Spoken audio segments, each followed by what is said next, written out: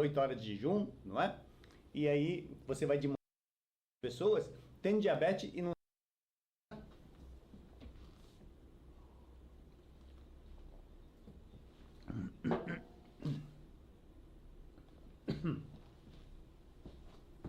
Pronto, passou 5 segundos já, tudo certinho? Então tá, gente, vamos lá.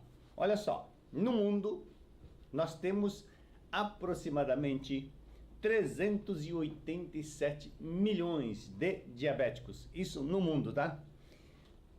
Aqui no Brasil, só no Brasil temos 14 milhões de diabéticos. Só que é o seguinte, desses 14 milhões de diabéticos, 46% destas pessoas, ele não sabe que tem diabetes.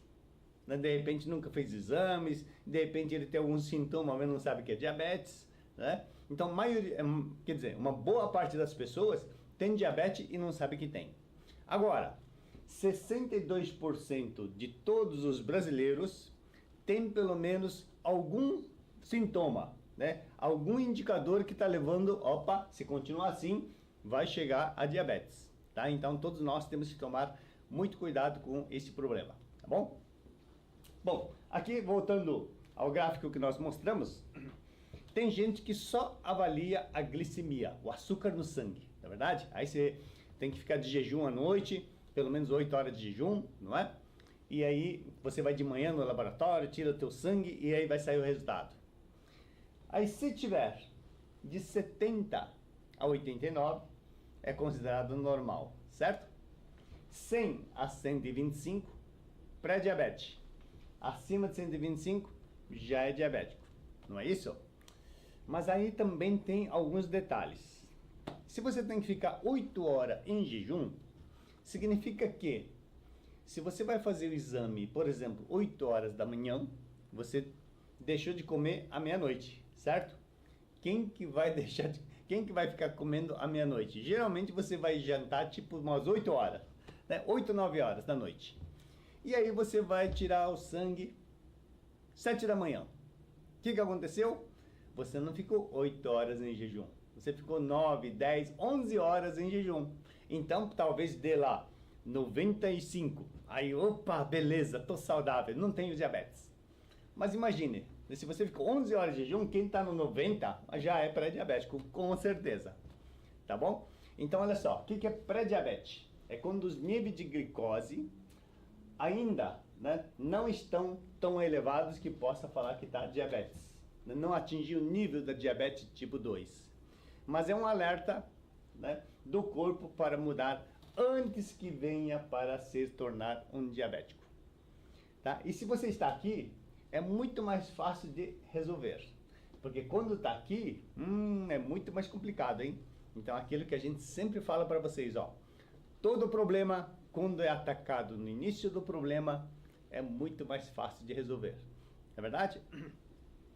Então, depois que o problema se agravou, aí já é mais difícil, né? Então tá, vamos lá. Tem gente que fala assim, ó. Olha, eu tenho diabetes, mas a minha mãe tinha diabetes, a minha avó tinha diabetes, a minha tataravó tinha diabetes, então meu problema é genético. Vocês já viram alguém falar assim? Né? Olha, por mais que, né, a avó, a mãe, a avó, a bisavó, a tataravó tenha tido o mesmo problema, isso não quer dizer, né, que é um problema genético. Maioria das vezes isso é um problema de herança alimentar, herança do estilo de vida. Se a tataravó sempre gostou de comer muita massa, muito açúcar, tal coisa, isso favoreceu a tataravó ter diabetes. E a bisavó aprendeu com a tataravó, né, o mesmo tipo de comida, porque se a tataravó comia, a bisavó também comia. A avó aprendeu com a bisavó, a mãe aprendeu com a avó, e você aprendeu com a tua mãe, não é verdade? Então, quando você come as mesmas coisas, você tem tendência a ter os mesmos problemas, tá? E um detalhe, tem gente que fala assim, não, hoje em dia a diabetes aumentou muito no mundo inteiro, então eu acho que isso é um problema de genética. A genética dos homens deve ter mudado. Não, olha só.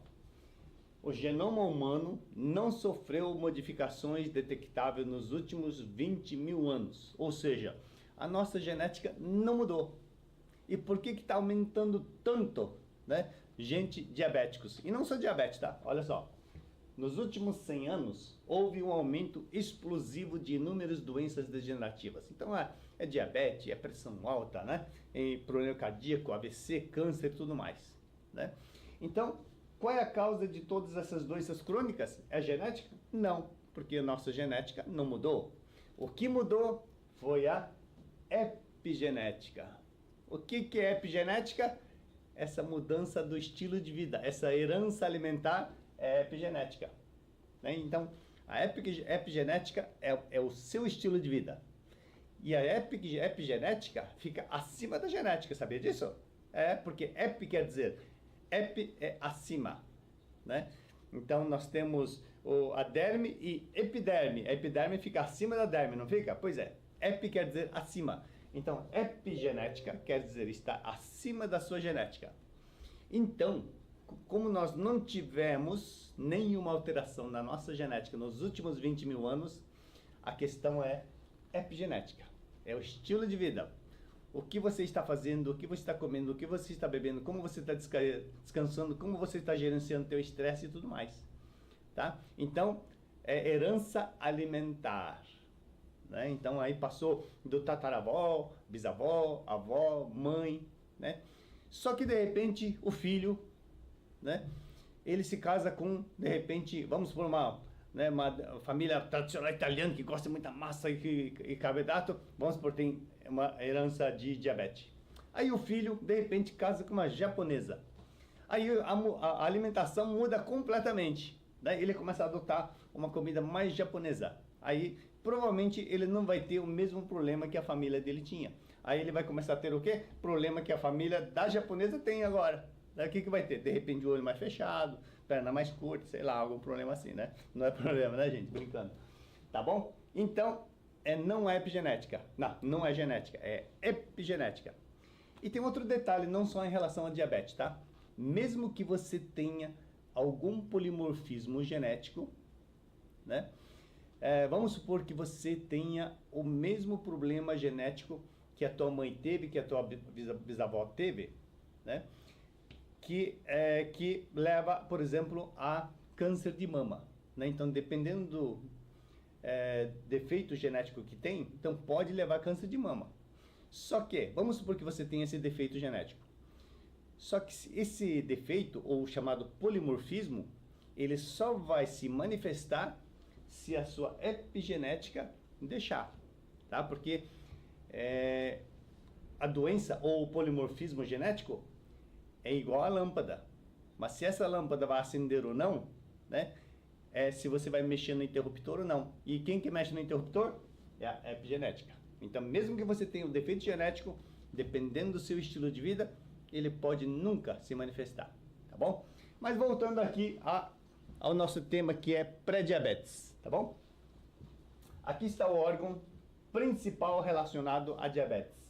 Esse é o pâncreas, né? Que está bem aqui junto ao nosso estômago. E o pâncreas, ele produz enzimas, né? Então ele produz aqui, ó, esses dutos secretores, esses dutos aqui, eles produzem enzimas para você fazer a digestão, tá? Então ele produz enzima e joga aqui no duodeno, no seu intestino, para fazer a digestão. Então pâncreas também é um órgão digestivo. E tem outros, né? Outra parte do nosso pâncreas, que aqui é que produz hormônios, né? Produz a insulina, produz o glucagon, tá? Então aí, ele aqui libera enzima no intestino. O hormônio, ele libera direto na sua corrente sanguínea. Então, essa insulina é que faz com que o açúcar que você come, né? Aquela glicose, ele possa entrar dentro das suas células. Então, o pâncreas liberou insulina. O que a insulina faz? Insulina é o porteiro.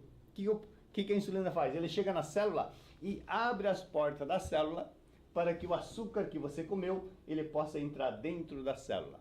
E quando entra para dentro da célula, né, as suas mitocôndrias, que está ali cheio de mitocôndria aqui dentro da célula, ele vai pegar essa glicose e vai transformar em ATP, que é a energia que nós usamos. Então, assim que o açúcar vira energia, tá bom? Então, isso quando o seu pâncreas está funcionando e está produzindo insulina, ok? Então, ó, só que aí nós temos dois problemas. Temos o primeiro, que é o diabetes tipo 1. O que é diabetes tipo 1? Então, diabetes tipo 1 pode ser por causa de uma doença autoimune, né? O que acontece? Então, seu sistema imune, né? Ele chega aqui, ó, e ele destrói essas chamadas células de Langerhans, essas células que produzem insulina. Então, o seu pâncreas não tem capacidade de produzir mais insulina. E se ele não produz essa insulina, o que acontece? Então, não produziu insulina, certo? Aí você comeu um monte de açúcar. Açúcar está aqui no seu sangue, ó, querendo entrar para dentro da célula. Só que a glicose, né, só entra se o porteiro abrir a porta para ele. Quem é o porteiro? É a insulina. Então você está sem insulina, o açúcar não entra para dentro das suas células e aí você não consegue formar energia. Você não consegue ter ATP. Aí você tá cheio de combustível. Combustível você tem, porque está comendo, né? Mas você não consegue queimar esse combustível. É que nem um carro tanque cheio. Mas se você está sem a vela para botar fogo ali, né, na ignição, não vai adiantar nada, tá certo? Esse é a diabetes tipo 1. Então é um defeito do pâncreas, não está conseguindo produzir a insulina. E aí nós temos a diabetes tipo 2. O que é a diabetes tipo 2? Olha só, até um tempo atrás, diabetes tipo 2 acreditava que o seu pâncreas não estava produzindo mais insulina. Ah, meu pâncreas já não está produzindo mais insulina, então estou com diabetes. Né? Era assim. Não é.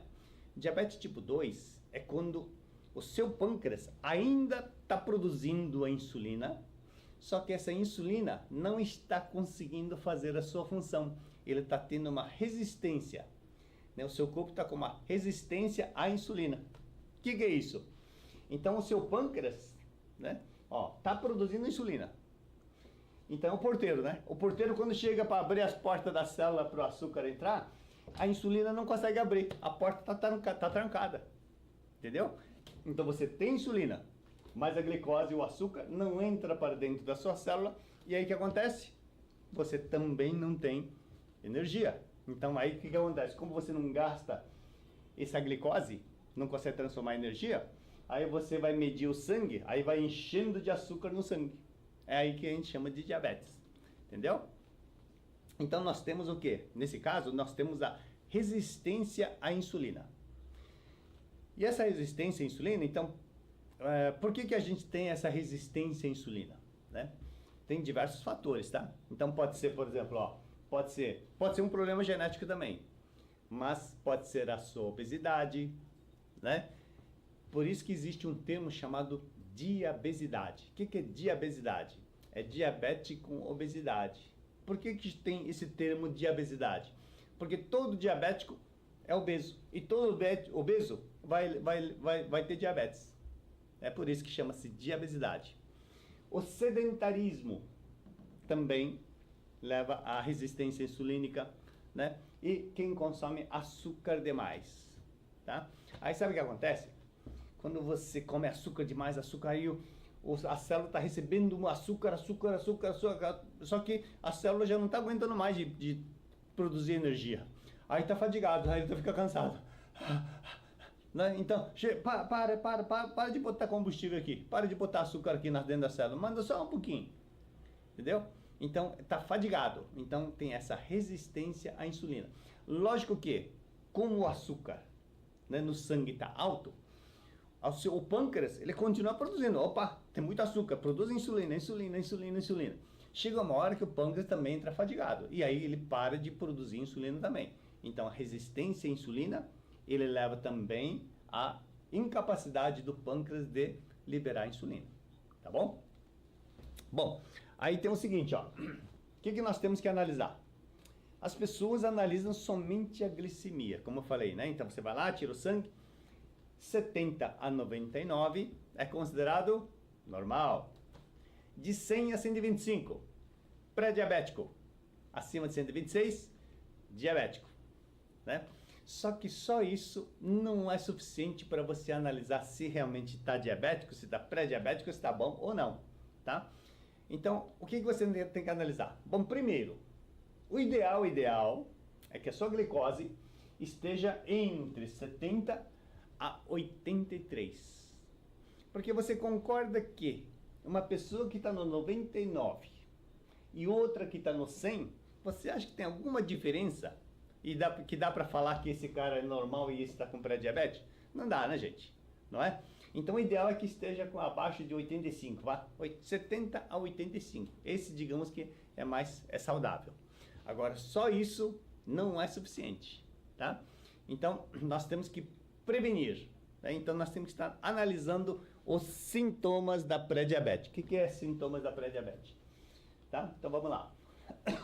Ó, além de você medir o açúcar no seu sangue, você tem que medir também a insulina.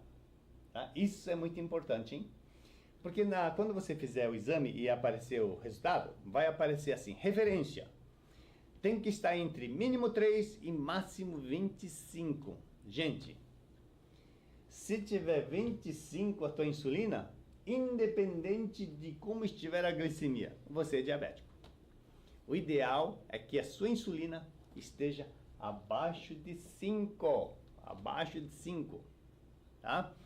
E outro fator que você deve medir, né, é para analisar a sua resistência insulínica e a chance de realmente ser diabético, chama-se índice Roma. Tá? Então, lembre-se desse nome e quando você for no médico, pede para ele colocar, quando ele for pedir o exame, índice Roma. Tá bom? Então, esse índice Roma, ele avalia a resistência insulínica, né? Como é que está o seu pâncreas e também para diagnosticar a diabetes, tá bom? E quem tem esse índice Roma elevado tem mais chance de ter problema cardiovascular, tem síndrome metabólica, que é pressão alta, colesterol alterado e diabetes e assim por diante, tá bom? Então, como é que analisa isso? Olha só. Então, estimativas Roma, ou, né, índice Roma, tá? Nós temos no nosso corpo, se você tira todo o sangue do seu corpo, quanto você acha que tem? Né? Em média, 5 litros. Mas, logicamente, quem tem um corpinho pequeno, 3,5 litros, outro tem 4, outro tem 5, o grandão tem 6, o gigante tem 7. Então, a média é 5 litros de sangue que nós temos. Nesses 5 litros de sangue que circula pelo nosso corpo, sabe quanto tem de açúcar ali, de glicose? Uma colher de chá. Uma colher de chá de açúcar. Isso equivale a mais ou menos 5, 6 gramas de açúcar. Só, hein? 5 a 6 gramas de açúcar. Então, se você tomou um cafezinho, abriu um sachêzinho e colocou açúcar, pronto, já dobrou açúcar no seu sangue. Olha só, não é? E aí, cada vez que você coloca açúcar para dentro do seu sangue, obrigatoriamente você tem que produzir insulina, certo? E aí, muito açúcar, você produz resistência a essa insulina. Os porteiros não conseguem abrir a célula para o açúcar entrar, tá bom? E um detalhe, então quem fica sempre comendo açúcar, e açúcar que eu digo aqui, não é só o açúcar doce, tá? Tudo que é carboidrato, o pãozinho, a pizza, a massa, a batata, o arroz, né? Tudo é açúcar, gente, tá bom? Tudo carboidrato é açúcar, vou explicar isso mais tarde também. Então, sempre que você está comendo essas coisas, carboidrato, o seu pâncreas está liberando insulina. E quando ele está liberando insulina, ele não libera outro hormônio que chama glucagon. O que é o glucagon? É o hormônio que faz você emagrecer, gente. Então, você, em vez de liberar insulina, tem que produzir glucagon. É esse que faz você emagrecer. Como é que faz para liberar glucagon? Tira os carboidratos, tira os alimentos processados, bastante vegetais, alimento de verdade. Você vai ativar o glucagon, tá? E aí, o que vai acontecer? Ó, então, eu falei que a insulina, o ideal é que seja menos de 5, né? Então, você vai ver a sua estimativa Roma, que tem que estar abaixo de 1,97. Como é que calcula isso? Então, aqui tá, ó. Vamos supor que você tenha uma glicemia de 99, tá? Açúcar seu. E a sua insulina tá 5. Eu falei que a insulina é o ideal que está abaixo de 5, né? Então, se está 5 e 99, o que você vai fazer? Você vai multiplicar 5 por 99 e o resultado você vai dividir por 405. E o resultado, se der menos que 1,97, você está ótimo. E aqui nessa conta aqui deu 1,2. Então, se sua insulina tiver 5 e o açúcar tiver 99, perfeito, não tem risco nenhum de ser diabético. Mas veja só, esse outro aqui, o açúcar está 78, mais baixo do que esse, né? Mas a insulina dele está 13, ó. O ideal é menos que 5, né? Se você multiplicar aqui e dividir por 405, o índice Roma vai dar 2,5. O ideal é menos que 2. Então, esse está numa situação pior do que esse, mesmo que a glicemia esteja abaixo. Entendeu? Agora o outro caso. Esse está com 120 de glicose, de açúcar.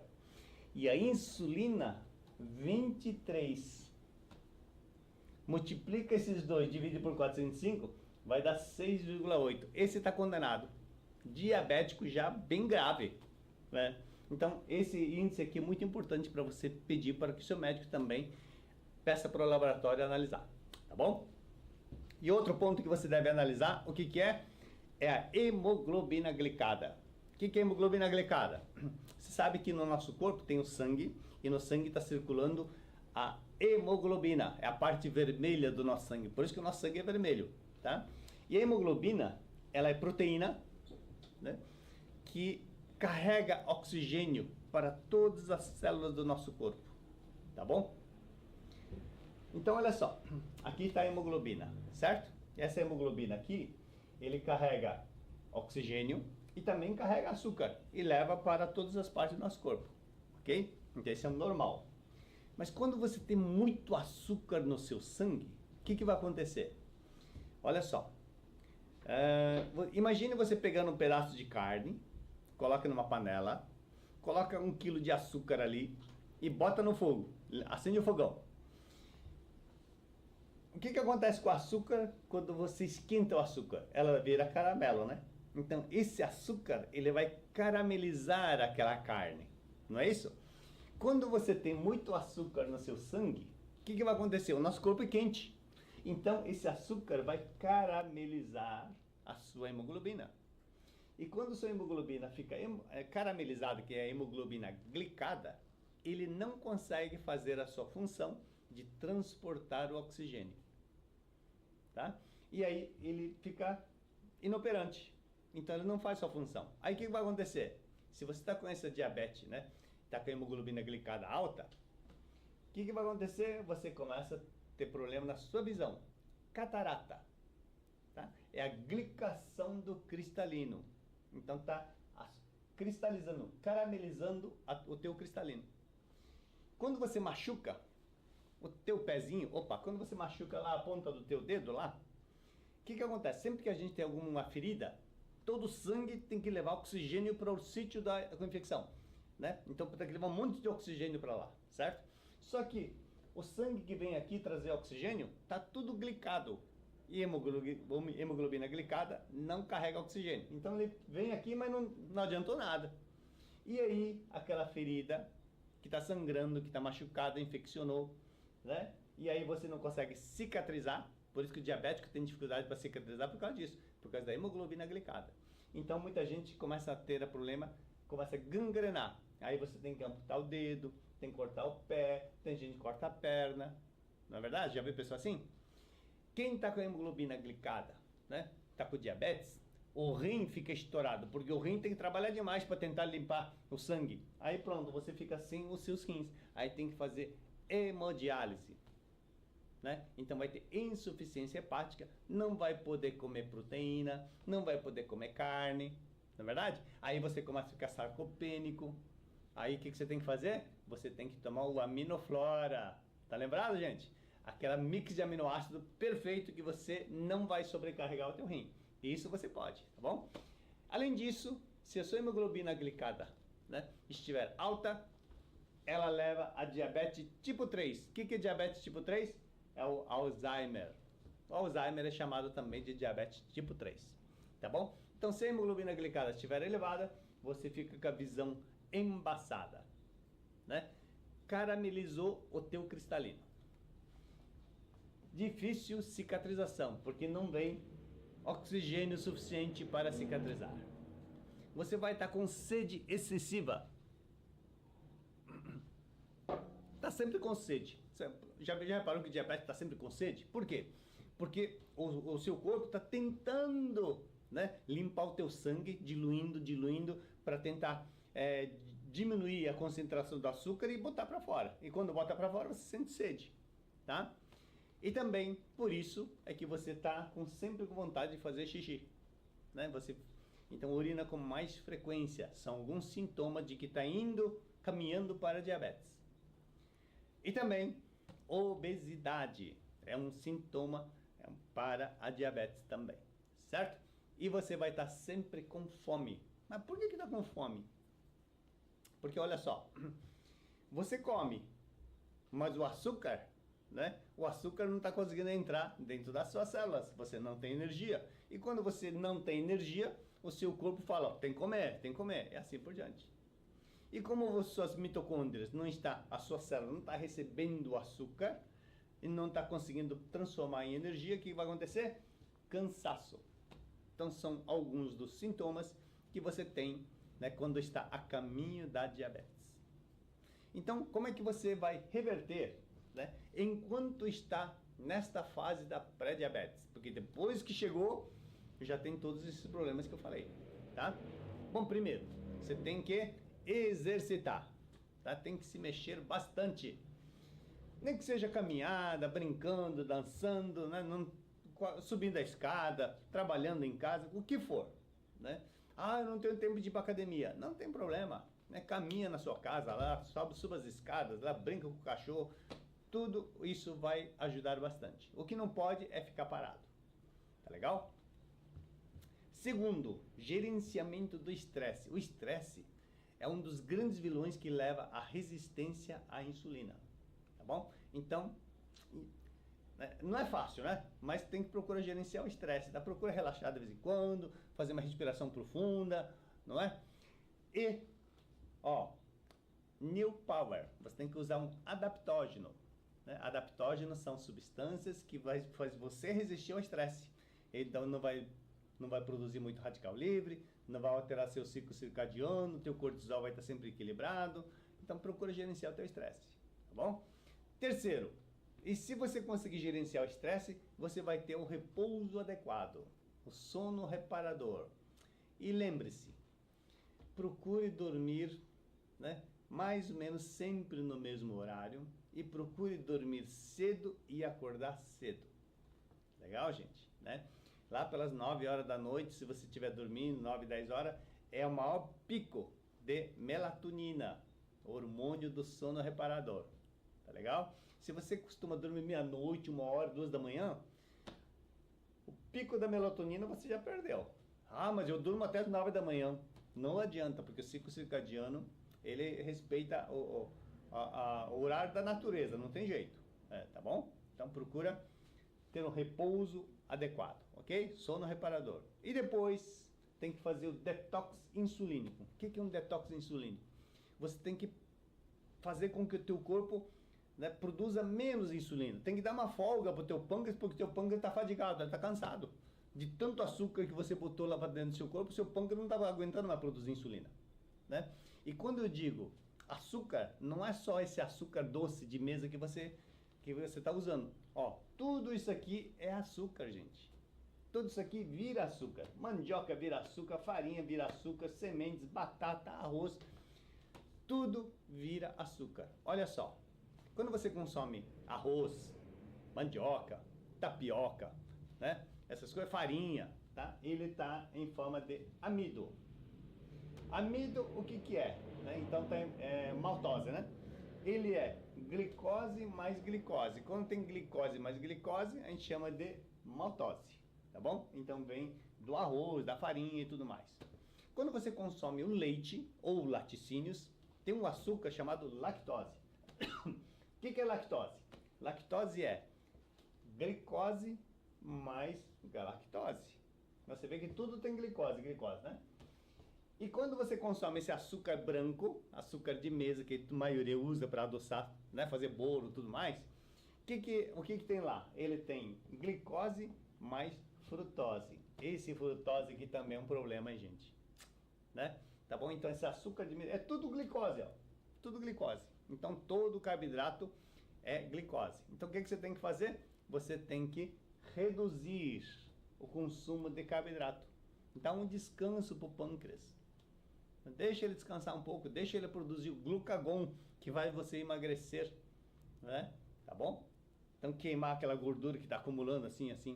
Tá legal, gente? Então tem que fazer detox insulínico. Aí você me pergunta, mas se eu não comer arroz, se eu não comer farinha, se eu não comer açúcar, como é que eu vou gerar energia? Né? Aí que tá. Você vai fazer uma dieta cetogênica. O que é dieta cetogênica? É uma dieta onde 70%, né, vai ser gordura. Gordura. Você vai, nossa, eu vou comer gordura, vou engordar. De jeito nenhum, gente. Tá? Gordura boa. Tá bom? Quando você consome gordura boa, o nosso corpo consegue usar como fonte de combustível, né? Carboidratos, açúcar, glicose e também gordura. O nosso corpo é flex, né? Não é só açúcar, então não é flex. O carro não usa álcool e gasolina, nós usamos gordura e carboidrato, tá bom? Então tem que comer gordura boa. E aonde que tem essa gordura boa? Manteiga, banha de porco, óleo de coco. Sabe aquela gordura que tem na carne ali, gente? Da picanha, por exemplo, da costela? É gordura boa. Eu adoro e como toda que é gordura. E você, mas aquela gordura vai engordar. De jeito nenhum. Né? Muita gente pensa que comer gordura vai virar gordura. Não é. O que vira gordura aqui é carboidrato. É o açúcar, é a farinha, é o arroz. Então você troca carboidrato por gordura. E quando você consome gordura, o nosso corpo não precisa de insulina. Ele não precisa de porteiro. Ele entra direto no sangue. Entra direto na célula e vira energia do mesmo jeito. Olha que legal, tá bom? Então procure consumir mais gordura. Bastante vegetais e proteínas e gordura. Tá bom? Então reduza carboidrato e aumenta a gordura. Nada de consumir óleos vegetais refinados, hein? Óleo de soja, milho, girassol, canola, é uma porcaria, pode tirar aí, tá bom? Margarina, nem pensar. Manteiga, óleo de coco, banho de porco, carnes, camarão, azeite, né? Tá bom? São gorduras. Ovo, muito bom. E o que você tem que fazer mais? Você tem que fazer o que nós chamamos de ressuscitação mitocondrial. O que é ressuscitação mitocondrial? Por que você está tendo a resistência à insulina? Porque as suas células estão cansadas, né? Você tem 39 trilhões de células que compõem o seu corpo. E cada célula do seu corpo tem um monte de mitocôndrias, tá? Então, tem mitocôndria aqui, mitocôndria aqui, mitocôndria aqui, mitocôndria aqui, mitocôndria, mitocôndria, mitocôndria. Quando você estudou no colégio fundamental, sei lá, minha época era ginásio, colégio, assim, você aprendeu que nas células tem mitocôndrias, mas sempre aparecia 3, 4 mitocôndrias, né? Mas, na verdade, em cada célula pode ter 100, 200, 500, 1000 mitocôndrias em uma célula. E o que essas mitocôndrias fazem? Eles pegam a glicose que entrou para dentro da célula, ele é que transforma em ATP. O problema é que você colocou tanta glicose, que ele já estava saturado, não aguentava mais de trabalhar tanto. Então você tem que dar um descanso para ele e você vai ter que ressuscitar ele. Tem que fazer ele voltar a trabalhar bem de novo. Tá bom? E as células do músculo é que tem maior concentração de mitocôndrias. Por isso que quem tem bastante massa muscular tem muita mitocôndria. Por isso que ele come, só que a mitocôndria, queima tudo. Por isso que o cara que tem muita massa muscular come, mas não engorda. Por quê? Porque gasta muito combustível. Por isso. E qual é o nosso órgão que tem a maior concentração de mitocôndrias? Coração. Se você pegar o teu coração, 10% do peso do seu coração é mitocôndrias. Né? Por quê? Porque o coração, ele trabalha 24 horas por dia, sem descanso nenhum, não tem férias, não tem fim de semana, não tem nada. É 24 horas sem parar. Então, para ele estar sempre trabalhando por 70, 80, 90 anos, tem que estar, né, reforçado com mitocôndrias, porque senão você fica sem energia. Mas se eles estão cansados, fatigados, o coração começa a bater fraco, né? Então você tem que ressuscitar as mitocôndrias que estão em todas as células do nosso corpo. E o que faz você ressuscitar essas mitocôndrias? É uma enzima, ou melhor, uma coenzima, né? E essa coenzima chama-se coenzima Q10. Já vai falar? Pois é. Essa coenzima Q10, né, é um antioxidante e também carreador de elétrons, né? Então, além de evitar a fadiga, né, das mitocôndrias, ele participa do processo de formação do ATP. Não sei se você já ouviu falar do ciclo de Krebs. O ciclo de Krebs é o que acontece lá na mitocôndria, que faz a geração da energia. E o que participa é essa coenzima Q10. Aí tu me pergunta, aonde eu consigo essa coenzima Q10? Na verdade, o seu corpo produz. Nosso corpo produz essa coenzima Q10. Principalmente se você dá condições para ela produzir. Quando você consome alimentos de verdade, né, proteínas animais, crucíferas, vegetais, assim, o seu corpo consegue produzir coenzima.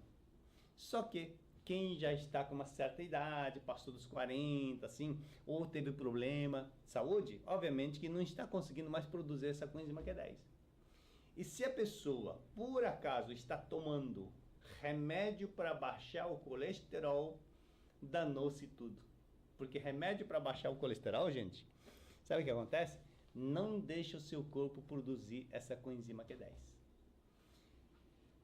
Infelizmente, ainda, né, muitos profissionais, para a pessoa que está com colesterol elevado, acha que isso é a causa do problema cardiovascular, AVC e tudo mais, e aí manda baixar o colesterol, né? Pois é. Isso é um tema para uma outra live que a gente vai falar, né? Tá certo? Gente, o colesterol não é o vilão, ele é um mocinho, né? Mas infelizmente leva a culpa de todos os problemas. Aí o médico vai prescrever as estatinas, né? Ou beta-bloqueadores. A pessoa está com arritmia assim, vai dar os beta-bloqueadores. O que esse remédio faz? Olha só. O colesterol, como já falamos aqui, ele não vem da comida. Por mais que você coma alimentos ricos em colesterol, ele vai influir 10, 15% de todo o colesterol do seu corpo. 85, 90% de todo o colesterol do seu corpo é o seu corpo que produz. Seu corpo. Muitos órgãos produzem colesterol, mas principalmente o fígado é que produz o colesterol, tá? E aí o que acontece? Quando você toma as estatinas, os beta-bloqueadores, ó, quando você consome carboidratos principalmente, ele vai virar um CoA redutase. Carboidrato, hein? E aí o seu corpo vai fazendo essas reações bioquímicas, né? Vai virar ácido mevalônico, isopentil, geranil, farnesil, depois aquele carboidrato que você comeu, ele acaba virando colesterol. O seu corpo que produz o colesterol. Então não vem do colesterol que vira colesterol. Aqui vem do carboidrato. Pode vir da gordura também, mas principalmente do carboidrato, ó, virou colesterol. É o seu corpo produzindo, tá? Então, o que os remédios fazem para baixar o colesterol? Todo remédio, ele interrompe toda essa cascata do colesterol. Então, você toma um remédio, ele interrompe aqui, ó. Aí nada disso vai acontecer. Então, você não produz colesterol, e aí quando você faz o exame, meu colesterol baixou, achando que está fazendo bem. E aí vai ficar sem hormônios, a tua musculatura vai ficar fraca. Por quê? Porque quando você interrompe a cascata do colesterol, olha quem está aqui, a coenzima Q10 está na mesma cascata. Então quando você interrompe aqui, você não produz também a coenzima Q10. Por isso que fica fadigado, cansado, porque não tem energia. Vai levar a diabetes. Entendeu? Né? Então aí o que acontece? Quem sofre muito é a musculatura, né? Quem toma estatina, além de ficar meio assim, começa a dar pane mental, musculatura fica fraca, a perna fica fraca, não consegue Ter firme, não consegue mais levantar, andar, correr. Né? E se o músculo fica fraco, o coração fica fraco. Esse é o grande problema. Tá certo? Então o que você tem que fazer?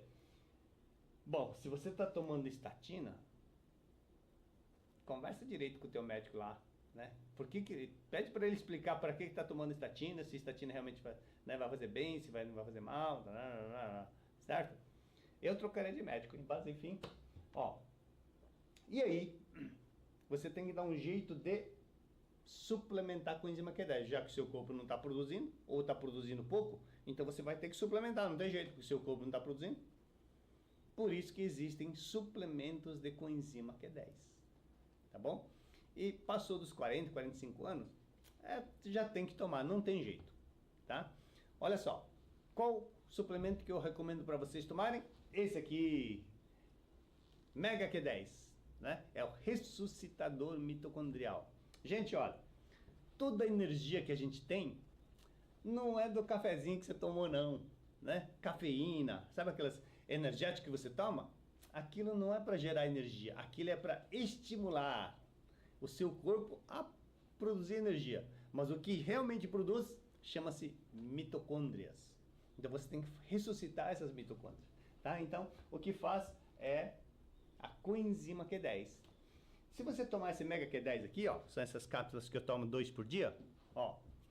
Em cada cápsula você tem 100 miligramas de coenzima Q10, tá bom? Eu recomendo você tomar uma de manhã, né, e outra após o almoço, por exemplo, né? Ou então pode ser após o almoço, depois de jantar também, não tem problema.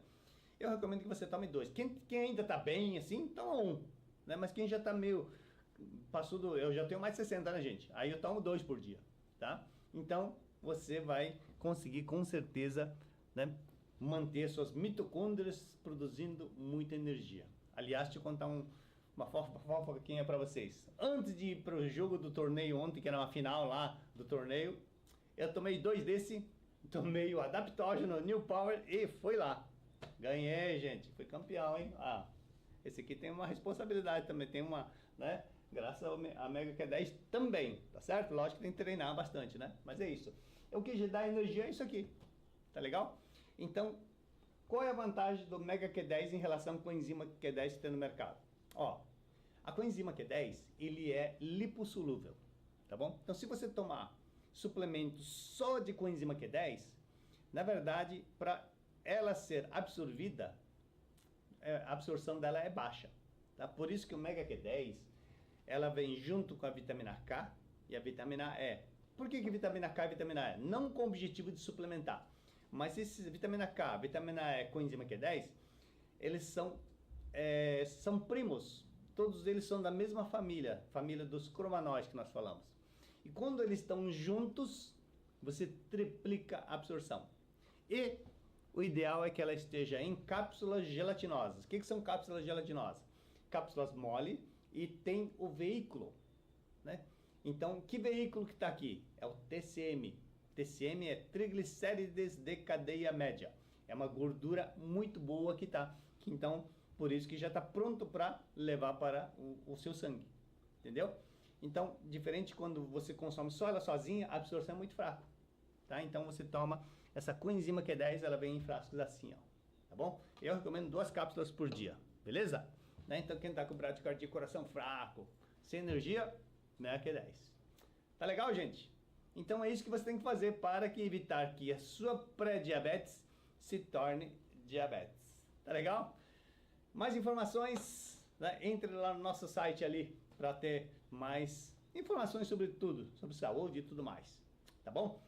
Antes de responder algumas perguntas, deixa eu fazer um aviso aqui. Ó, toda quinta-feira, segunda-feira nós temos as lives, né?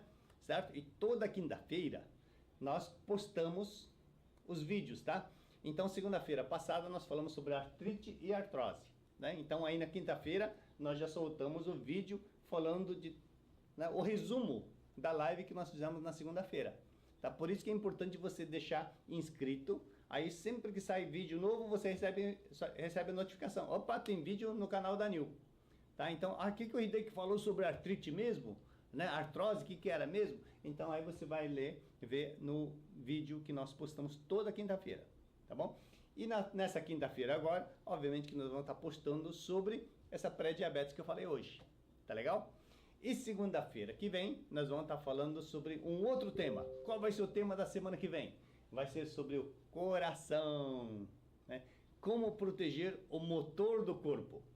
Então, a coenzima Q10 gera energia, certo? Agora, o que faz todo o sangue circular pelo corpo todo para transportar oxigênio, para transportar os nutrientes, os hormônios, tudo, é o coração, né? Então, se o seu coração não estiver bem, nada vai funcionar também, tá legal? Então, esse vai ser o tema da live da semana que vem. Então, aguardo vocês, tanto no YouTube quanto no Instagram. Beleza, gente? E vamos lá para algumas perguntas. Vamos ver o que nós temos aqui. Onde começa? Onde começa? Deixa eu ver aqui. Ok.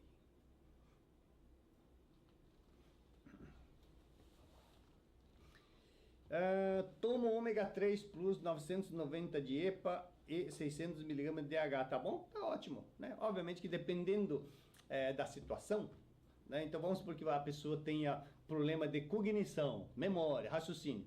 O ideal é que seja um ômega 3 com mais DH do que o EPA. O EPA, em alta concentração, ele é mais para a parte circulatória, para o coração, né? Tá ótimo, tá? Mas se você está tomando para, de repente, manter-se bem, tá perfeito, ok? O que usar para destruir o pré-diabetes? Bom, aí você já teve a resposta na live, né? Qual suplemento de vocês ajuda no caso da diabetes tipo 2? Bom, então o suplemento, além, obviamente, do Mega Q10 que eu comentei, fundamental é você mudar, né, o que fez com que você tivesse a pré-diabetes. Então, tem que mudar o seu estilo de vida. O que será que eu estou comendo de carboidrato, na verdade? O que será que eu estou bebendo? Será que eu estou bebendo muito refrigerante, né, suco de fruta, de repente? Então, você também tem que mexer no seu estilo de vida. Não adianta só tomar o suplemento e continuar fazendo a mesma coisa que o resultado vai ser pouco. Tá bom, gente? Então, procura reduzir os carboidratos, procura comer gordura boa para gerar energia, né? Bastante vegetais e assim por diante, tá? Bastante líquido, né? Fora das refeições e assim por diante, tá? Então, não basta suplementar. Tem que mudar o estilo de vida que está levando a esse problema aí. Mesmo no pão colocando proteína, ó, quando você coloca carboidrato junto com proteína, qual é a vantagem, tá? Quando você consome só açúcar, né? Então entra o açúcar no seu sangue, assim, dá um pico glicêmico, sabe? Então dá um pico glicêmico, porque aí a insulina, meu Deus, entra um monte de açúcar, a insulina, né, libera um monte de insulina. Aí dá aquele pico e depois cai de repente, né? Aí por isso que você fica com... Então é muito fogo de palha, né, quando você consome só açúcar. Quando você consome carboidrato com carne, com proteína junto, então essa glicose, esse açúcar vai entrando devagarinho. Então não dá aquele pico glicêmico. Então vai dar assim, ó. Então sempre que você comer com proteína, carboidrato, é melhor, tá certo? Mas não quer dizer que se você comer muito carboidrato, ainda tem muita fonte de carboidrato, não vai virar glicose do mesmo jeito, tá bom? Mas sempre que associar com proteína, é melhor do que só carboidrato sozinho, tá? Como ficam essas gorduras boas que tem LDL alto? Na verdade, gente, a comida que tem colesterol influi muito pouco. Na verdade, LDL, o HDL é o nosso corpo que produz, tá? Então, se o LDL está alto, e eu não sei quanto seria esse alto que você está falando, porque o ideal é que o LDL esteja acima de 140, tá? Tá bom? Né? Então tem gente que, nossa, tá 140 muito alto. Não, se você baixar de 140 o LDL, você vai ter menos hormônios. Aí vai ter um monte de problema hormonal, tá bom? Então tem que... O ideal do lipidograma, como nós sempre falamos, sempre que você fizer um exame, pega o lipidograma, você vai pegar o triglicérides, né? E aí divide pelo HDL. A conta tem que dar menos que 2. Se der menos que 2, esquece o resto. Esquece, tá? Não se preocupe. Ah, meu LDL está lá 180. Não tem problema nenhum, desde o triglicérides né, esteja baixo, tá bom? Então essa é a conta que você tem que fazer, beleza, gente? Quanto tempo a gente tem que tomar a coenzima Q10 para gerar energia? Olha, quando você começa a tomar, com certeza você vai sentir assim mais disposição, mais energia, principalmente se você estiver tomando estatina, por exemplo, você vai sentir um efeito muito rápido, ó, principalmente nas pernas que sofrem muito, tá? Coração também, tá legal? Agora, até quando tem que tomar? Assim como o Floranil, que a gente comenta, tudo mais, você deve tomar até um dia antes de morrer. Porque, olha, gente, passou dos 40, 45 anos, né? Se você quiser manter esse pique, obviamente, né? Tá certo? A gente começa a produzir menos. Então é sempre bom repor. Lógico, talvez você possa reduzir para uma cápsula. Nossa, agora estou super bem, tal coisa, eu vou tomar uma cápsula, estou comendo melhor, tal coisa. Você pode reduzir, né? Mas o ideal é continuar tomando para que o seu corpo esteja funcionando bem, tá?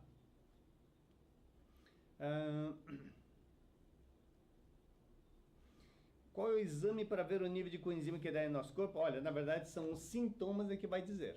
São sintomas, não tem exame assim, tá bom? O que você tomou foi o ganhador. Vou contar o segredo para você. Bom, primeiro, o jogo foi meio-dia, né? O jogo foi meio-dia. Aí, como era um final de semana que eu tinha cuidado da minha mãe, então é o dia, é final de semana que eu tenho que cozinhar, tal coisa, eu deixei o almoço preparado às 9h30 da manhã. Eu comi o almoço às 9h30 da manhã, né, para fazer digestão. E aí, passada uma hora, 10h30 mais ou menos, tomei um sachê de aminoflora, que é o aminoácido, né? Tá certo? E antes de sair, como era meio-dia, sair era 11h15, 11h20 mais ou menos, eu tomei 2 cápsulas de coenzima Q10 e 2 colheres de New Power. E foi.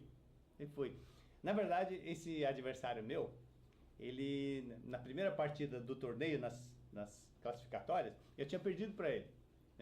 Era o único jogo que eu tinha perdido. Falei, pô, o cara é favorito, né? Mandei ver. Ganhei de 6-2, 6-2. Campeão. Beleza, hein? Deixa eu ver aqui. Como tomar a coenzima Q10? Então, são 2 cápsulas por dia que eu recomendo, tá bom? Uma de manhã, outra à tarde. Ou então uma depois do almoço, outra depois do jantar, também não tem problema. Quem está com pressão alta é recomendado tomar coenzima Q10? Claro, com certeza. Tá? E lembre-se, quem está com pressão alta, procure ver como está a sua tireoide, procure reforçar magnésio e assim por diante, tá? Sal integral pode consumir que vai fazer bem. Quem tem pés e perna inchada, mas urina bastante, a retenção do líquido pode ser pré-diabetes? Pode ser também, né? Pode também. Agora, quando a pessoa tem muita retenção de líquido, fica muito inchado, edema, né? Isso pode ser o quê? Intoxicação. Você está colocando muita toxina no seu corpo, né? Então, o nosso corpo, na ânsia de tentar diluir essa toxina no nosso corpo, ele aumenta a concentração de água, porque quando você aumenta o volume de água a sujeira dissipa, né? Na verdade, então pode ser uma das causas também. Então você tem que verificar se de repente o seu corpo não está muito intoxicado, tá? O leite em pó sem lactose realmente não tem lactose? Não sei te dizer, mas olha só, o leite, o problema do leite tem o problema da lactose, que muitas pessoas não têm uma enzima chamada lactase. A enzima lactase é que quebra a lactose, né, e vira glicose e galactose, certo? Então é para digerir o açúcar. Quando você não tem essa enzima lactase, então aí que acontece? Como você não conseguiu digerir, aí dá dor de barriga, dá diarreia, coisa assim. Mas o problema do leite não é bem a lactose, também, mas é a proteína que tem no leite, que chama caseína. É uma proteína que a gente não consegue digerir, é uma estrutura muito grande, a gente não consegue digerir e é altamente inflamatória, né, para o intestino, tá, que pode levar a doença autoimune. E essa caseína, ela faz com que você produza muito muco. Fica muito muco no intestino, muco aqui, sabe? Então dá otite, labirintite, rinite, sinusite, todo um monte de it aí, tá? Então, o leite não é só lactose, é mais caseína também, tá bom? Então, eu recomendo que evite, né? Tá bom? Quem tem marca-passo pode tomar coenzima Q10? Pode e deve.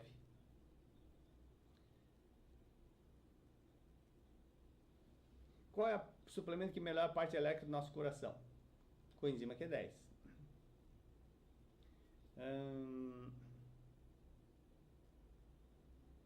fascite plantar, né? O que tomar?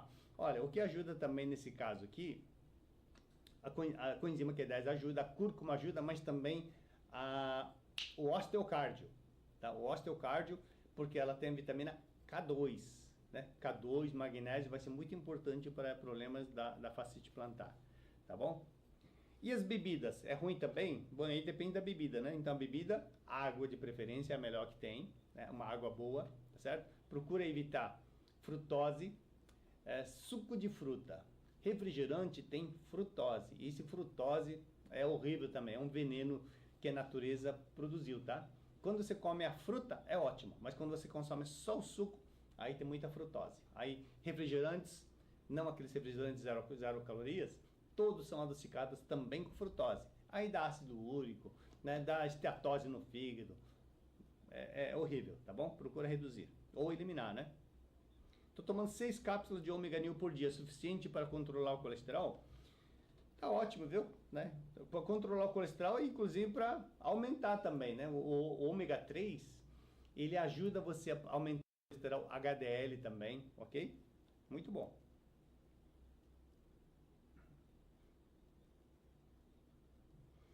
Não juntar 2 carboidratos numa mesma refeição, ingerir proteína, mais uma boa quantidade de salada, fibra, evita pico glicêmico? Sim, evita. Né? Então, salada, proteína junto com carboidrato, isso evita realmente o pico glicêmico, tá bom? Faz bem do que comer só carboidrato, né?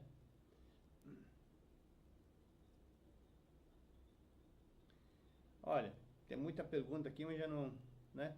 Eu vou deixar por aqui. Vou responder mais uma aqui. Sal integral, mesmo que sal grosso? Olha, geralmente o sal grosso é integral, tá? Mas o importante é você olhar no rótulo lá para ver se realmente é sal integral e tenha só sal integral e mais iodeto de potássio, iodado, né? Ou iodo adicionado, tá?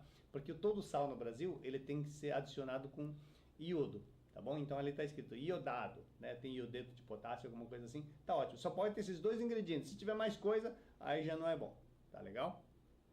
Tem que ser sal integral, hein? Não pode ser refinado, tá? Qual é a recomendação para esteatose? Esteatose é gordura no fígado, né? Você pode levar cirrose. Procura usar lecitina de soja, a espirulina, ômega 3 são alimentos muito bons, tá? E procura reduzir os carboidratos, né? As gorduras dos óleos vegetais e procura evitar, né, a margarina, esse óleo de canola, soja, mercúrio e frutose, tá bom? Leite tipo A2 é melhor? É melhor, tá bom? Aí já não tem essa caseína que eu comentei, beleza?